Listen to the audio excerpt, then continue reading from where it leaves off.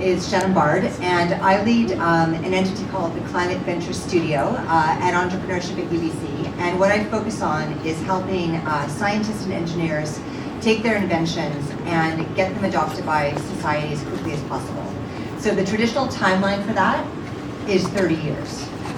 So we're trying to do something differently in order to make that timeline be reduced to something like 5 to 10 years, so we can actually make an impact and meet some of our goals under 2050 and to try to reduce some of the impacts that we're having around climate. So one of the strategies that we use is look at situations of communities that are actually really vulnerable to climate and see that as an opportunity to actually pilot climate solutions in places which have what maybe many people might consider sort of intractable problems.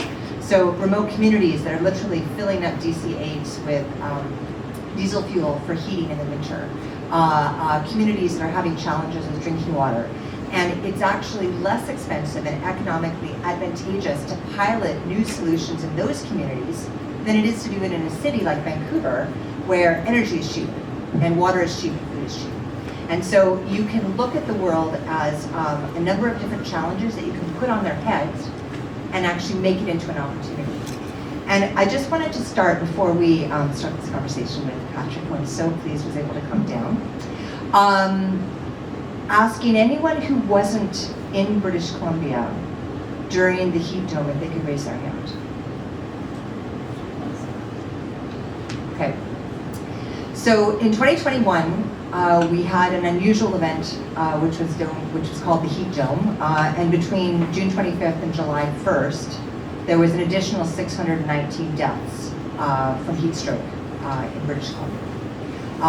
We also had heat in the area that Patrick is from that almost hit 50 degrees. It was the record for Canada, and it resulted in a devastating fire in which several people lost their lives. And so I just want you to sort of think about that. We had a history of, when I grew up, everything was always wet. You're always covered in dew. But with the growth of the number of houses that are being built, a lot of that undergrowth has disappeared. So the opportunities to have condensation overnight around cities has all disappeared. And so that cooling impact that we had from having trees and vegetations and growth has disappeared around cities as our green space has shrunk. So there's a lot of this infrastructure where we end up having these shifting baselines where we can't even remember what exactly it was like before. And we're just comparing what it was like sort of the last 10 years. So I want to move over now to have Patrick talk about sort of what happened during the heat dome and talk about what consequences there were and how you're moving forward with your community.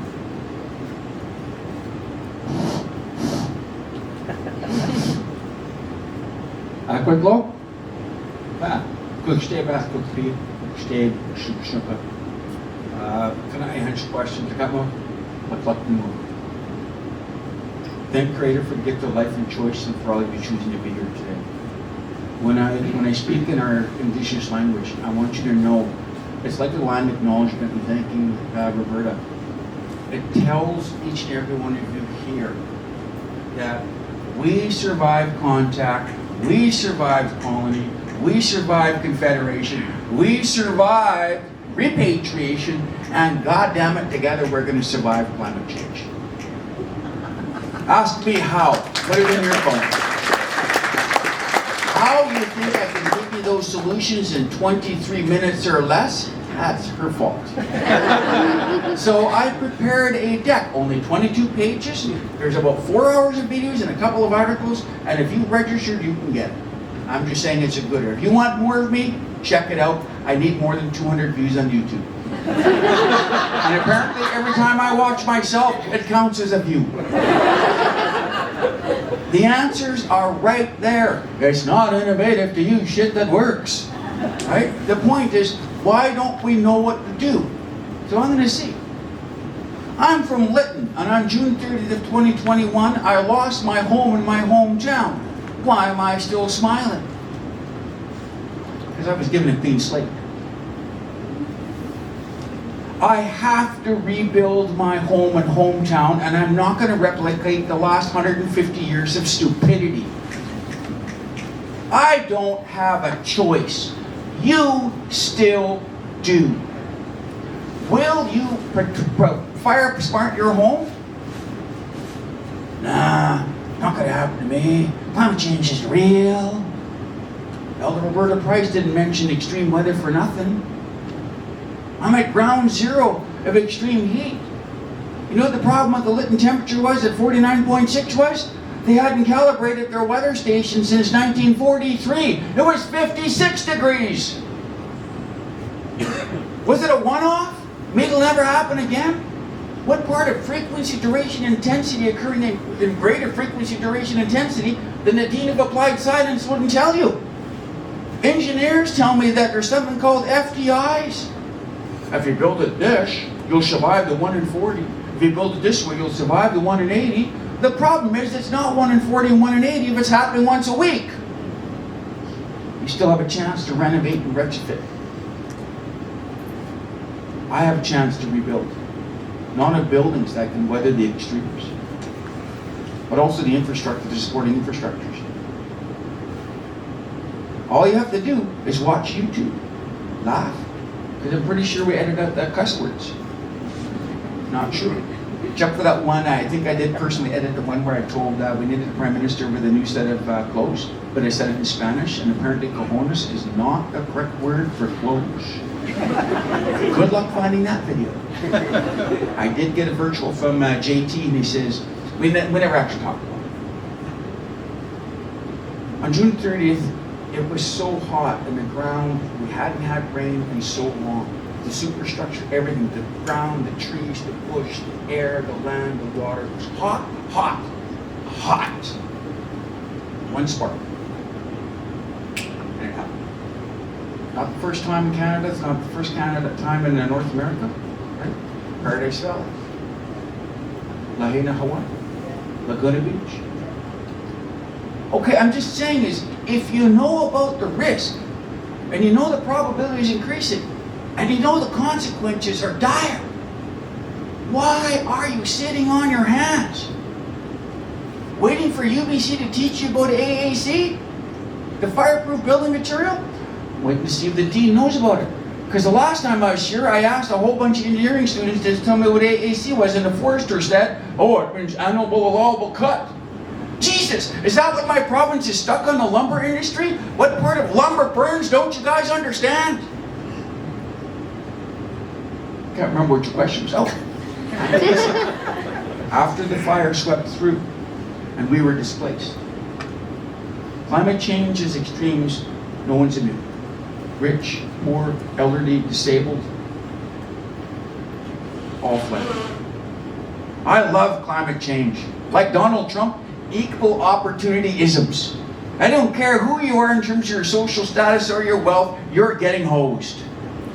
No one is immune. Did I really say Trump's name? It's not on my speaker notes. Oh wait, I don't have any. The atmospheric river comes along. As we just started recovering, the atmospheric river came down, shut down all but one road. How do you recover and rebuild when you no longer have transportation? So we're able to get one road up to a restricted load length of car like that, and then minus 32 and 4 feet of snow. 3 catastrophes in 1 year, then followed by 2022's fires, 2023's fires. When you look at the depth, you'll see that. So 3 years later, how is Lytton's Recovery and Rebuild doing? I'm the rebuild director. Ask me how. Last night I sat with 42 families. We had dinner, and we're excited because the shovels have hit the ground. We're rebuilding right now. The problem was people didn't realize, though, is that when you lose your hometown, the amount of contamination was death level. The asbestos, the heavy metals, everything. If we rebuilt right away, we would have long-term health effects. So we had to take away everything. And you know what happens when you strip away a layer of contamination? Ancestral remains. You built a town on an old indigenous village. 10,000 years of occupation. And then you're saying, it's just the bones. Who cares? Now, I know that engineers have been responsible for building. I'm going to poke fun at engineers because they have the courage to bring me back tomorrow. If you want more of me, come see me tomorrow. Bill Rawlings will tell you the location. Bill, are you here? He's over there. Bill Rawlings. Now, there's courageous. I asked the Dean of Applied Sciences, fire him or give him a raise. He's brought me back for the 3rd year in a row. Now, one person who knows what's coming is Bill. I'm just saying, if you don't want more of me, come by tomorrow. Watch some of those YouTube videos. We built on the foundations of our ancestors for 10,000 years. My community is okay with it. I can't say for sure because the colonial government, it's called the Heritage Conservation Act. They're the ones that are delaying the Lytton recovery. Apparently, you have to come up with a recovery plan. And the people are angry. Why do we have to have a recovery plan for Indigenous artifacts? Let's just plow over top of their bones.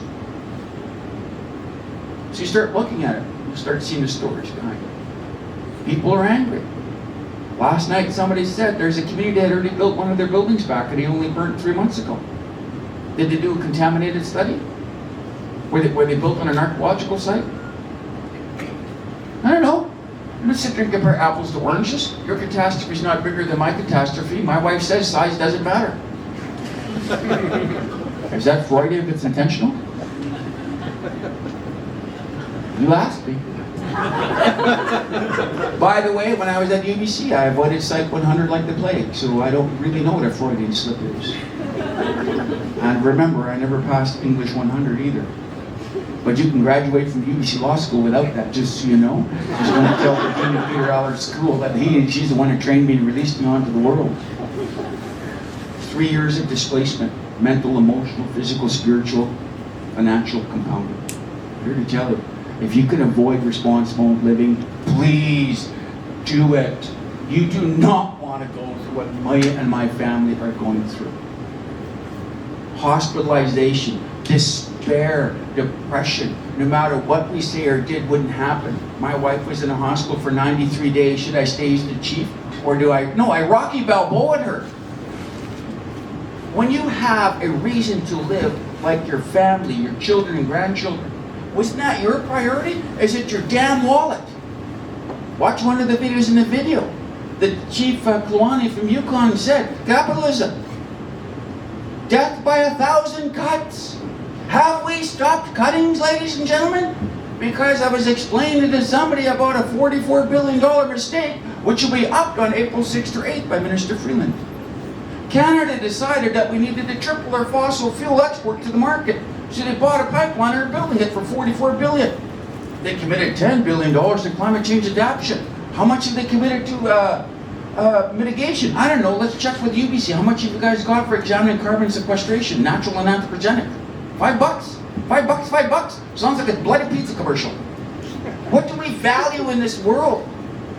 Our future generations?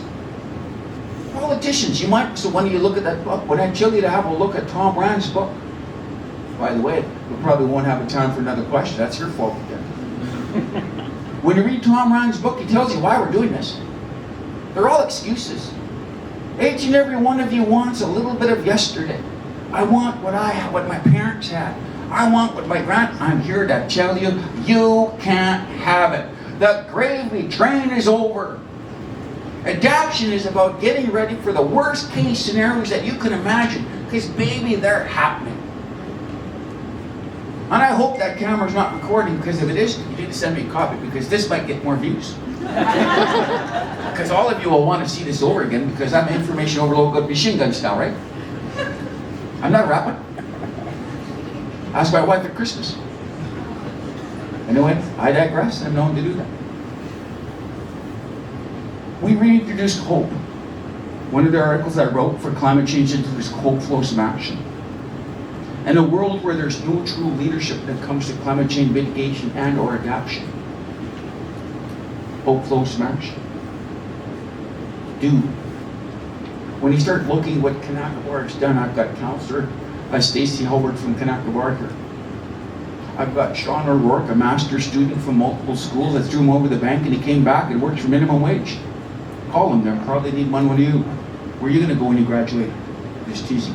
He's probably not making minimum wage. one of my messages is that Indigenous people, regardless where they live, need help. They can't do it alone.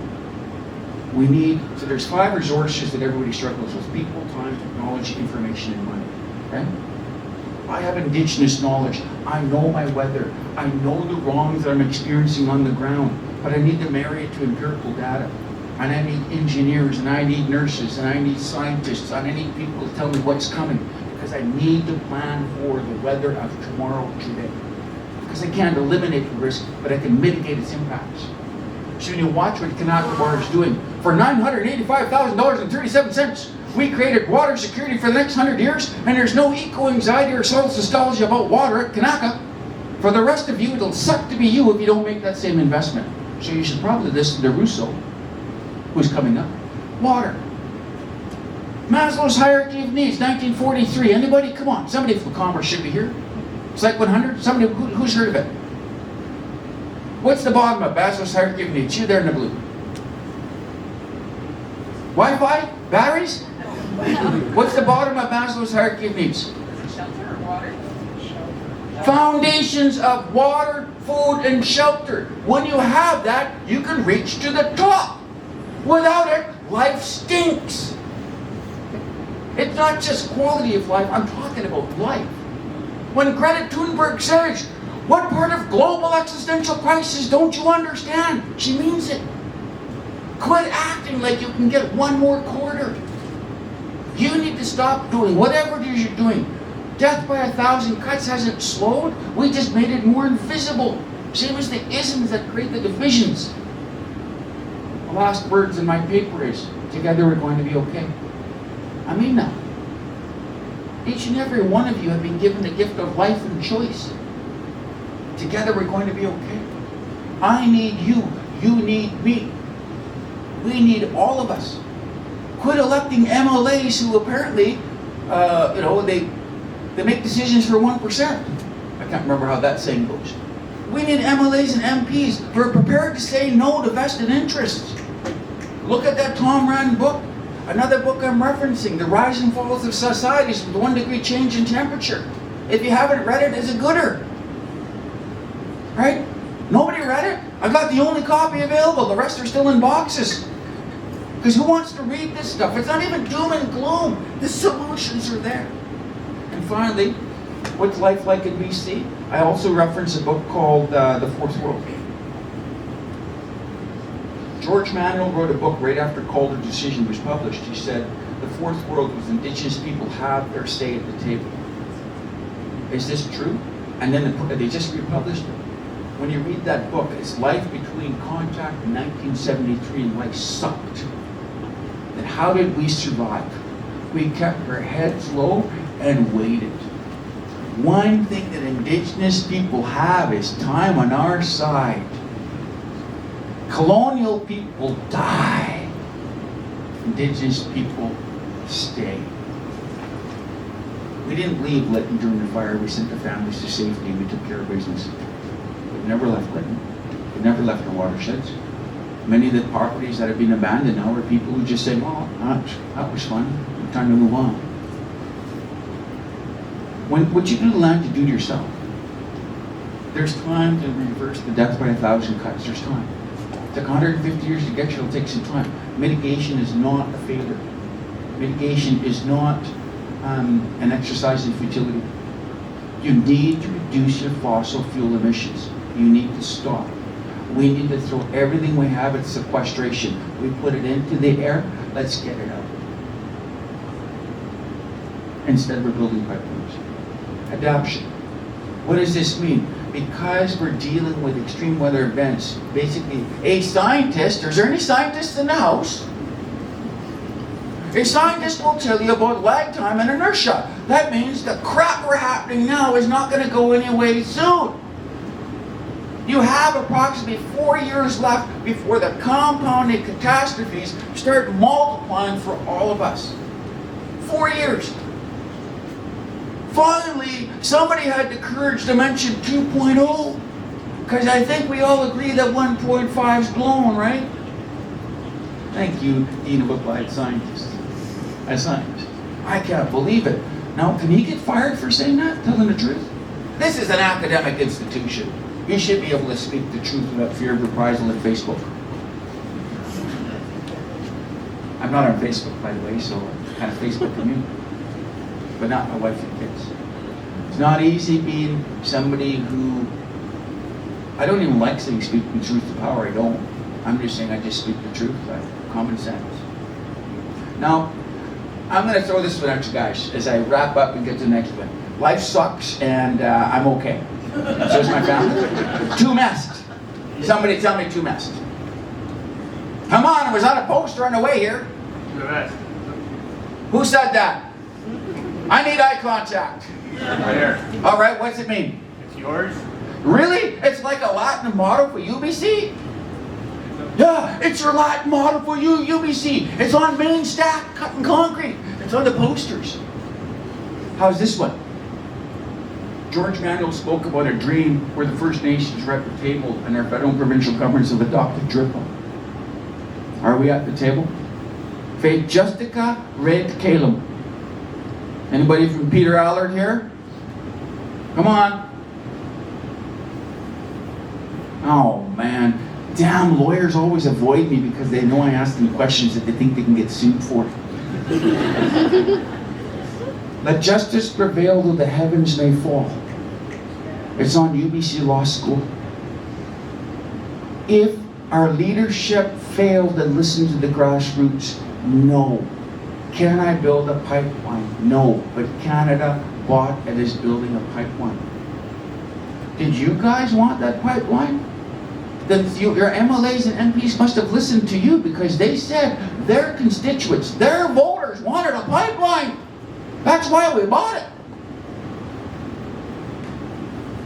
You need to get a hold of your MLAs. You need to get a hold of your MPs and you need to say, enough is enough. Grassroots movements is how we change, right? Governments are going to do what they're going to do, including chancellors of universities. I walked here and I talked to people. Did you know there's a guy taking phone numbers at the bus station? Do you think I should have gave it to him? I'm still wondering about that one. Okay, sometimes I make mistakes, and giving phone numbers to street people is probably not a good idea. We'll see. As I came here, I came on a diesel-powered bus. That pissed me off. Low-hanging fruit. Then I saw caboose driving around, the cars driving around. UBC's a leader in mitigation, and yet your goddamn vehicles are emitting fossil fuels. For Christ's sake, sell them and invest. You are UBC. There should be not one fossil fuel car allowed from, I don't know, Blanca here. Lead! You want to get the UBC? Walk or take an e-bike. Just don't supercharge this charging station. I mean, I'm just telling you, if you're trying to speed charge your thing, it's going to blow up. Don't sit there, I'm just saying. I digress. Universities need to lead. When I talk about the product AAC, it's fireproof. But we don't have it in Canada. It has the highest thermal transfer ratings. The external temperature doesn't penetrate the walls. You actually have to have a heater on in the summer, including heat domes. You have to have an air conditioner on in the winter because it's too hot in your house. Why aren't we using it? Because it's affordable and it works, and we're Canadians. Thank you for your first question. So Patrick, I wanted to build on some of the things you were talking about traditional knowledge. So maybe you can talk a little bit about, we've been talking about UBC and advanced education, but let's talk about what we can learn as a community from traditional knowledge and how that can be shared. First and foremost, where's that guy that almost wrecked when he was on a virtual with me? Where's Chang? Chang, please stand up. Please stand up. He was here a moment ago. We'll catch him at the end. Well, yeah, I'm just saying is, so Chang's really bad.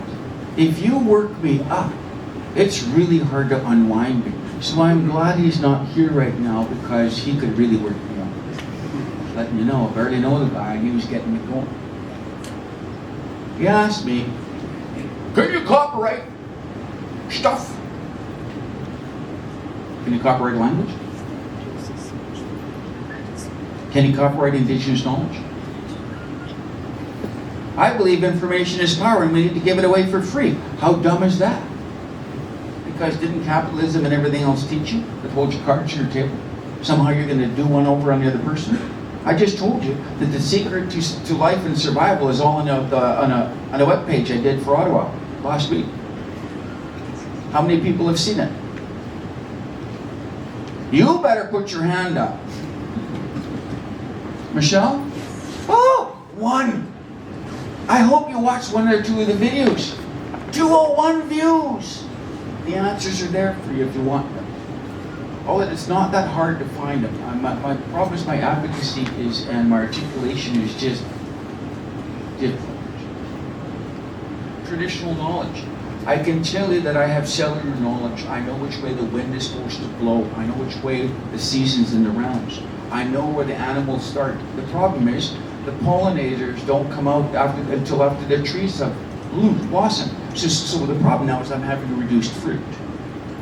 What do you mean? My pear and apple and cherry trees are blooming without pollinators, but the pollinators are still alive. So there's some really mixed messaging. So I'm really confused because my traditional knowledge is skewered. Everything I know is off. Not wrong, it's just off. So remember I said earlier, this is the important thing. So I have observations. I remember 58 years ago. I don't know how. I don't know why. But I remember 58 years ago. I also remember 1,000 years ago. It's just this knowledge that was handed out through lived experience. It's knowledge that was just handed down by storytelling. This is a story. Take it, leave it. Remember the gift of life and choice? You leave here today believing. I was told that what you believe you can achieve. Apparently the fancy psychology word is manifestation. You can buy it at Walmart. Did you know that? Yeah, the book's called The Secret. Come on, anybody heard about the book called The Secret? Yeah. Apparently, if you believe it, you can achieve it. Do a mess. The problem is we're naturally self-saboteurs. So as part of my upbringing as an Indigenous man, I was taught all these stories that talked about a way of life and a way of living that came with language, culture, and history. But then I'm also in the public school system, in a residential school system, that told me everything I knew was wrong. But I survived contact, and I survived colonization, confederation, patriation, residential school. And I don't hold it against anybody. Whatever doesn't kill you makes you stronger, right? Except for bears, they just kill you. Bullshit. It hurts. It really hurts. And it's hard to walk with grace when you can be so angry. But the problem is anger is paralyzing. How do we forgive? I'm not asking about the Bible. I'm not asking about the Quran. I'm not asking about Jediism. Each and every one of us are given gift of life. That's what I see. That's why the guy, right? I asked the guy that was taking the paper off to explain his posters, removing the glue off the board. How many times you ever spoke to the guy that's cleaning your guys' engineering posters off? I did. It took me almost 5 minutes before I started talking to one of the workers, laughing at the people at the bookstore. What time's the bookstore closed? 5 o'clock. I've been in the UBC bookstore in forever, so I was kind of hoping to be able to go in. Why? Want to get one of those UBC stress balls. Hopefully it looks like an engineer's card. I'm just teasing about that. I'm just going, it's the UBC bookstore. Couldn't afford it when I was a kid, couldn't afford it now, so at least can go and touch one of those shirts that says UBC. Just teasing. Indigenous knowledge exists, but there's now a sort of a lack of confidence in our own understandings. And that's a byproduct of residential school. But what the elder has said, what Chief, did he bail too? Where'd he go? Hey, he's coming down the stairs. You got chiefs. What we lost, we didn't lose it. It's just misplaced. We developed 10,000 years of language, culture, history, knowledge without the internet. Can you imagine what we could have done with it? Woo! Simon Fraser arrives up and says, look at those Indians. There's 1,200 Indians at Kamchin. And 400 of them have knives. What part of... He just confirmed in the first written contact of my nation that there was a pre-contact economy.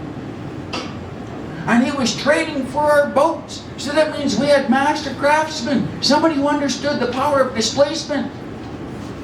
I don't understand that. I'm not a boat person. But I bet you they'd probably teach boat displacement here in UBC in one of these faculties. I don't know. Maybe I'll meet a few of you later. I'll be here all week. That's Shrek, by the way, for those of you who don't have 16 grandchildren like I do. He then talks about crossing on bridges over Hell's Gate. That means we had architects and we had engineers. 10,000 years, and the first thing the colonial people thought we were inferior? Really? We had 10,000 years of the good life and 150 years I'm facing a global existential crisis? You might want to have a look at what we did. Good question. Thank you. So building on that for some action, I want you to talk a little bit about the resilient housing challenge that you mounted with Foresight Thinking Accelerator and how that's a way to move forward with some action. All right, resilient housing solutions. So we can sit there and say, hey, look, so there's a guy over here. And the first thing I said is, I have 16 grandchildren. Don't try to sell me a house that says fragile. Oh no, this is just my little piece of paper. Did we speak in short? Housing. Tell me how an aqueduct is still here. What the hell did the Romans build an aqueduct out of? Lumber? Tell me about it. Come on, somebody other than the dean. Somebody else must be an engineer. What is the aqueduct, the Roman aqueducts built out of? Stone. Stone and what? Right, some sort of unique material that didn't degrade. But here in Canada, we use concrete that degrades. What are we, stupid? Why wouldn't we build a house that didn't degrade? So, just for shiggles and gigs, we thought we would throw Southern Alberta Institute of Technology, Northern Alberta Institute of Technology. I don't know if UBC was involved. I think they took one look at it and said no. Right? Because working with me is probably a lot of fun, but a lot of maybe scary. Okanagan College and BCIT, we took a steamroller and drove them over and said, show me what a good home would look like. So they examined hempcrete, and they examined AAC, and they looked at magnesium oxide, and they looked at mass timber. I have a saying about mass timber, you know what it is? If your 2x6 offends thee, use more. UBC's got a contract to examine mass timber as the future of resilient homes in British Columbia. Really? You should probably read the Murray Frank story. His mass timber house lasted 11 minutes longer than everybody else's. Timber still burns. So how do we convince a country of hewers of wood to switch to cementitious? Not going to be easy. I found the product.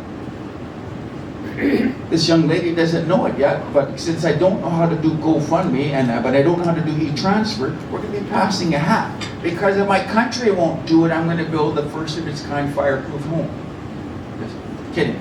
I'll figure out a way to do it.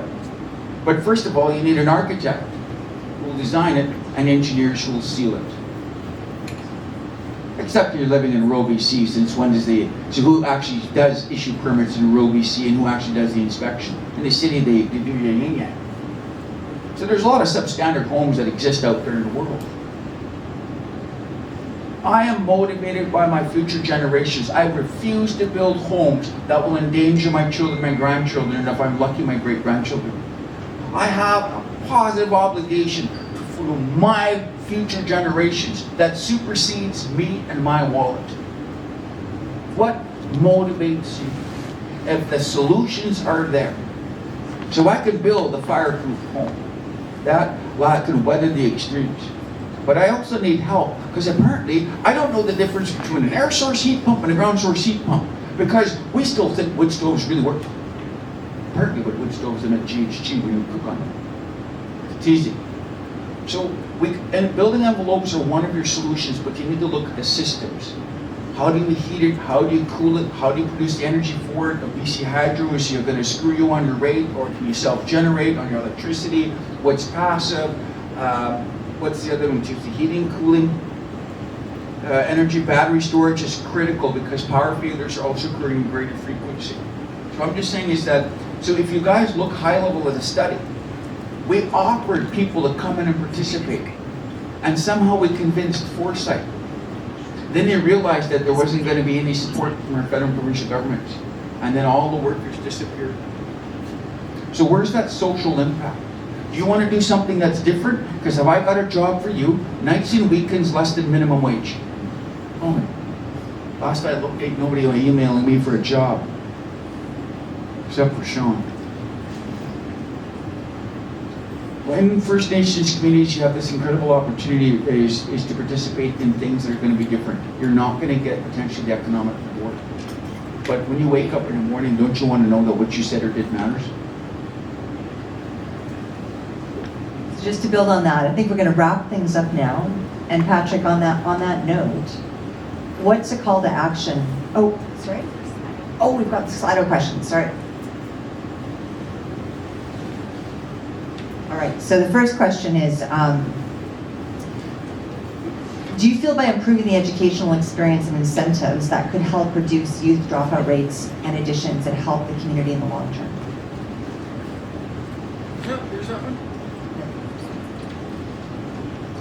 Yeah. Awareness. I think here that education is equivalent. So Chief Dan George said in 1967 from the Tsleil-Waututh Nation, you should really look at his statement. It was called the Lament for Confederation. Education was the great equalizer.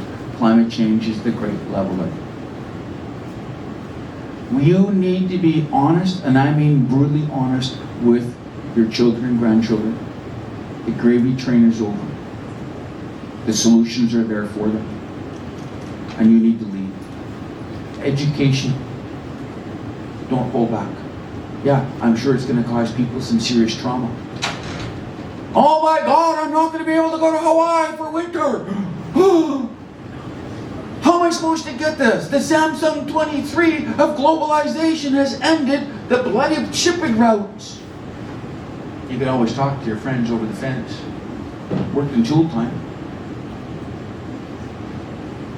Education. What's the climate change curriculum at elementary and high school?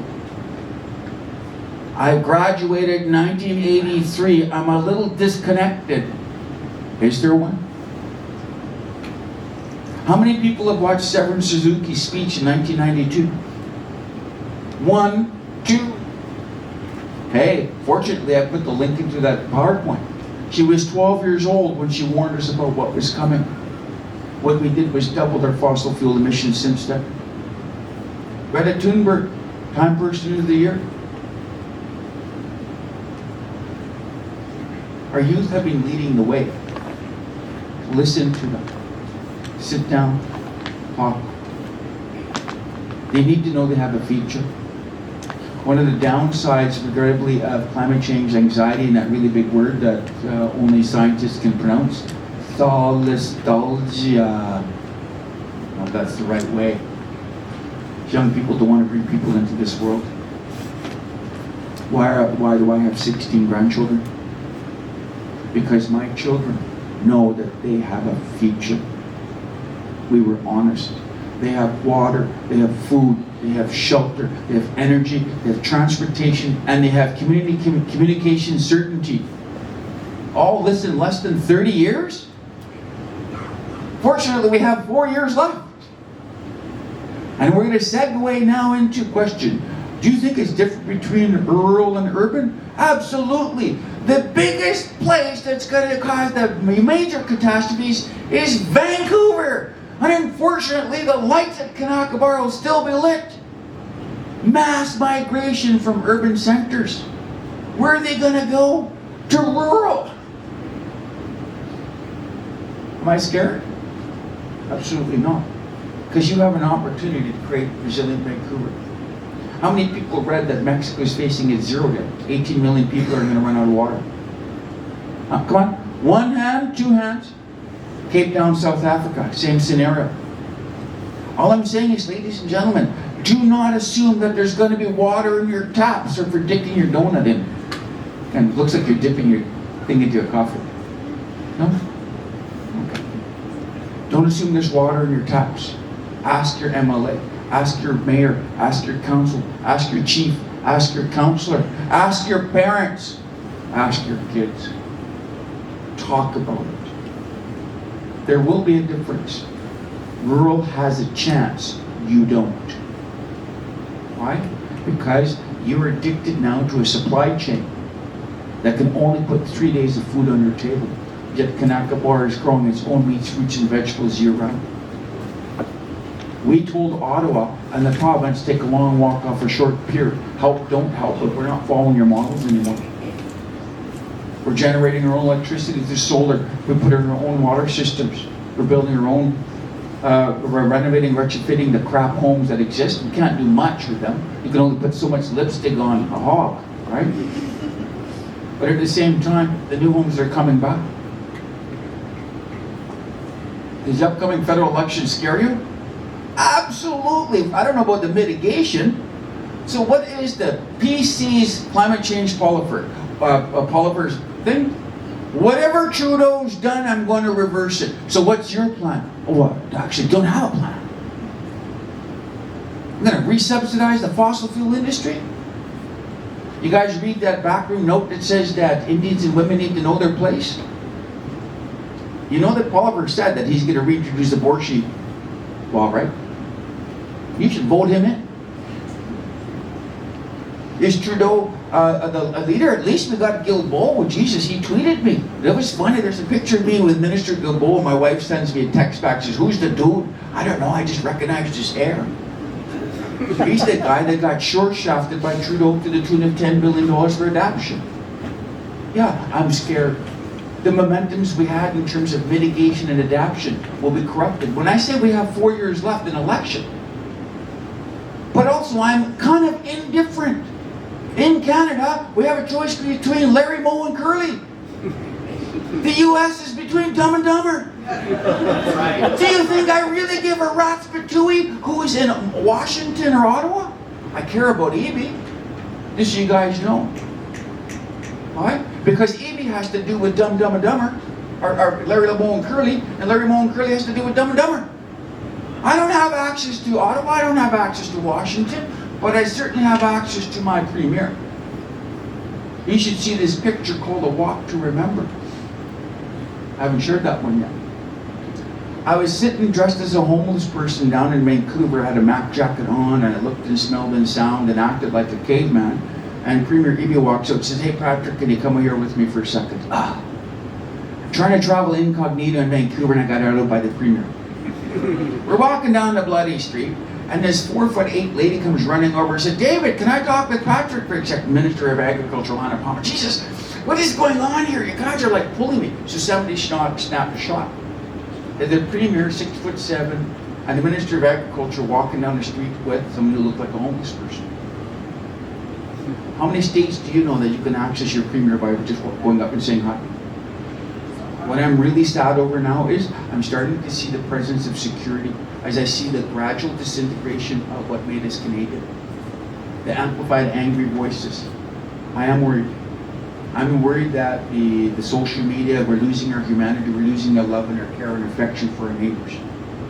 People who died in a heat dome didn't have to if you just knocked on the door. But you know, you're so bloody busy with your damn phones in your ears and your Facebook and your Pokemon Go. Right? You don't even check on your neighbors during the climate change, and yet we were yelling. Did you hear me yelling outside? "Hey Bob, you okay? I'll be back in 4 hours." We survive as a community as Indigenous people. How are we surviving as British Columbians? Putting our heads down, ignoring each other. When I walk down the street, I walk down with pride. I make eye contact. Because man, life and choice, brothers and sisters. Do you know when I'm going to die? Neither do I. But I'll tell you this much, I'm going to live until then. I don't drink, I'm not going to do drugs. Life's too short to be hungover.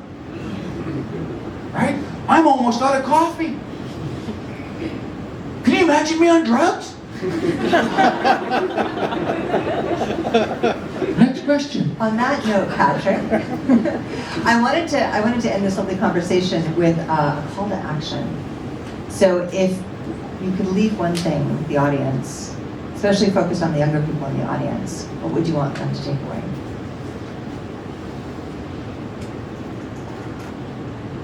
First thing I think of is, was that a planned pregnant pause? I was really thinking. And the answer is, I was really thinking. I'm not a speaker. I never took the Evelyn Wood speed reading course. I never took out to the master chef or the people with the hats. I'm just me. You gotta watch out though. There's a 4-letter word coming up. All right, Sean, I told you enough times. What's the 4-letter word? I don't know what. Ah, what's a 4-letter word, isn't it? W-O-R-K. 1. If you're going to survive, you're going to have to work. The person who's responsible for your health and safety is you. Not a mayor, not a council, not a premier, and not a prime minister. You. But then there's even a scarier word. A scarier word. And it's from Tom Cruise's movie where he did Santa Claus and the ghost and everything else. Believe. What you believe you can achieve. Yet all the forces in the world can tell you that that's not true. That it's too late. That nothing you say or do matters. But I'm here to tell you, everything you say or do matters. You want a chance? You want to have a life? You want to have a quality of life? Do something. Do the work. Believe. Because if you don't, then it will suck to be you, because my home's great. Even though I lost my home and hometown. Just saying it. I just see things differently. No, maybe I just see things correctly. Thank you, Patrick. So I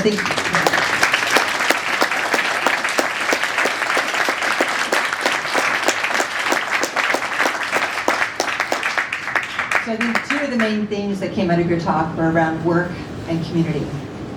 So one is the main thing you can do to combat climate anxiety is to do something, anything, to take action into your hands and to think about not just yourself but your whole community and how you can move that forward.